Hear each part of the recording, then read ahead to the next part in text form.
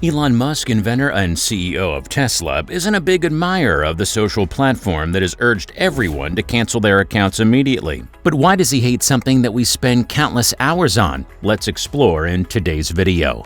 Starting off, we have Twitter. Elon Musk explained in an interview with TED's founder, Chris Anderson, how Twitter has failed to promote free speech. In his opinion, Twitter functions as a virtual town square these days. However, it's crucial for there to be a safe space where everyone can feel comfortable expressing themselves freely. The individuals need to feel and know that they may speak freely within the law. Another thing that Twitter needs to do is open source the code so we can edit people's tweets if we want to. Although anytime something is edited, it should be clear to the reader. It is so that there is no algorithmic or human-made modification occurring in the background. But the beef between Musk and Twitter is deeper than these shallow issues. The business tycoon was earlier this year forced to back out of a $44 billion bid to buy the company, as it was determined that an absurdly high number of spam bots and phony accounts existed on the American microblogging site. And although there's no way to know the number of bots, your expectations will be far from what the numbers show. If you want to know a percentage, you'll need some witchcraft. Every Twitter user knows that the platform's comment sections are plagued by spam, scams, and a large number of phony profiles. That's a given. Therefore, it is not unreasonable to assume that more than 95% of the people you interact with on Twitter are actually human. It is not whether or not it's 5% or 8% bots, but whether or not it's 80% or 90% bots. Sure, there are some actual people using Twitter, but do we determine their number? It is obviously a really significant figure to know, especially considering that brand advertising is Twitter's main source of revenue. Commercial links that, if clicked, lead to a purchase. Whatever it is, it doesn't make much of a difference. When advertising a brand, which is essentially awareness advertising, however, it is important to know if actual people are exposed to the message. If most of these accounts that open the link are bots, it makes the whole advertisement kind of pointless. But the world's richest man hasn't just been critical of Twitter, he's also aimed at the photo-sharing app Instagram, a subsidiary of Facebook.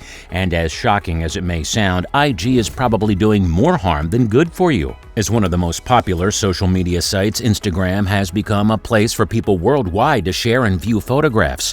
1 billion people use Instagram each and every day. Official accounts or fan pages exist for every company, media personality, news organization, and celebrity. In any case, Elon Musk does not have an Instagram profile at the present time. To be fair, he didn't start disliking Mark Zuckerberg and Instagram until the Cambridge Analytica issue surfaced in 2018.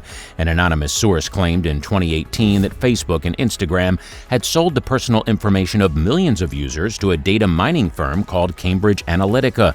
Usernames, addresses, email addresses, and even their political and religious leanings were all stored in those files. So you should get rid of Instagram for this very reason alone. Elon Musk explained his decision to abandon Instagram and other social media in a talk with American podcaster Joe Rogan.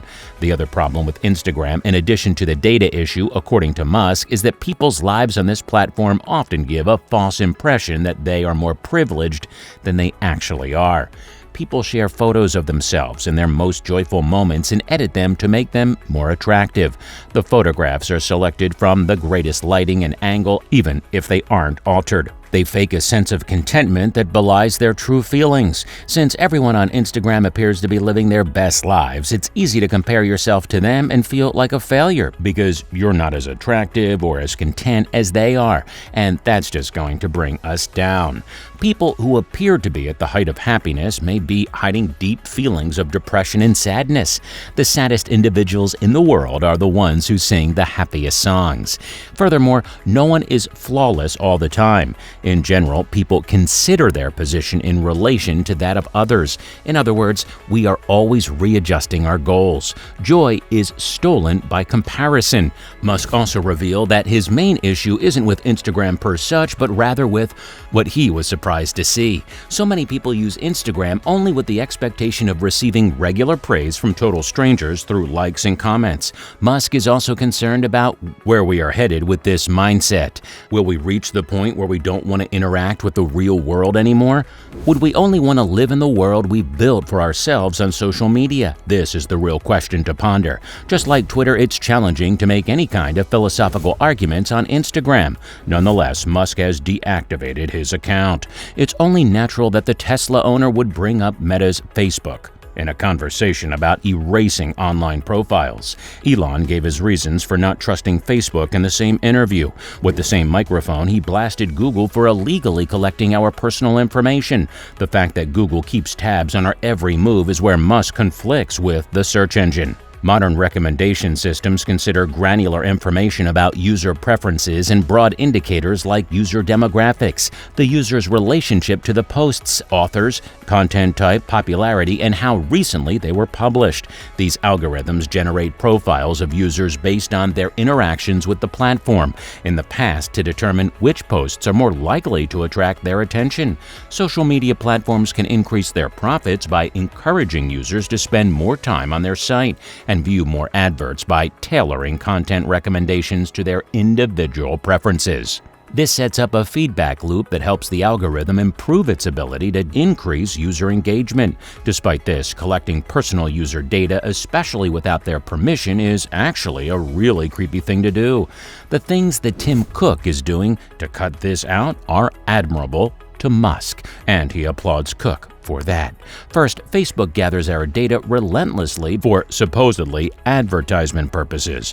Then it tries to be dishonest by claiming that if they do not want that, it will hurt small companies. However, what this does is that it only eliminates the world's largest data gathering company, which has calculated that it may make a fortune off of information that few people realize is valuable. Through incorporating that data, they can get a sense of what kind of artificial intelligence they can create.